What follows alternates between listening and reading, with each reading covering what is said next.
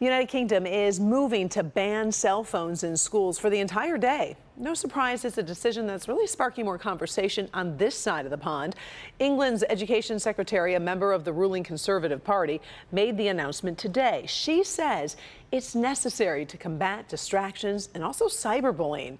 The new guidelines go further than current rules, trying to prevent students from using phones even during breaks or between classes. Still, each school will have the autonomy to decide how or if they enforce the ban. Paula Tutman visited the Romeo Community School District, where school administrators love this idea, but also have a reality check. So give us their thoughts, Paula. Okay, well, start with, how do you get a cell phone out of the hands of a teenager? Well, you could replace it with a volleyball or maybe some other rules, but at the same time, it also does beg the question, could anything like this really happen in the States? It's lunchtime and the cell phones have come out with a vengeance. Can you imagine a full hour or more without the ability to scroll, text, or click? The Romeo Community School District is just one of many that thinks it would be great to be able to ban cell phones during school hours, but... Great concept. Not going to happen.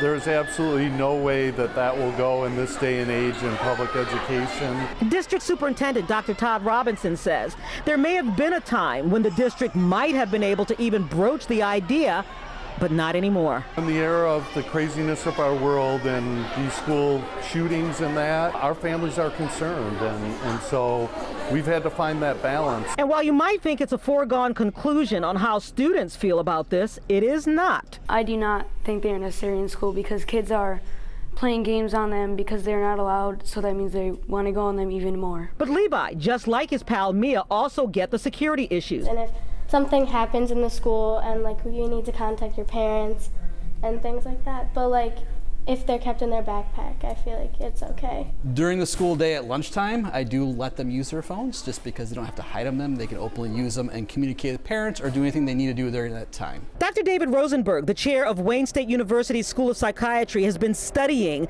cell phones and the human brain for more than a decade. So we have some fascinating studies that show that there's brain damage, similar to what you'd see in a cocaine addict with excess use of digital devices and the internet. So it's a scary issue that we have to get a better handle on. He says he'd be completely on board with dismissing cell phones from the premises during school hours. But since it's not likely to happen, parenthood is not a democracy. At best, it's a benevolent dictatorship, and we can turn things around if we step up to that challenge.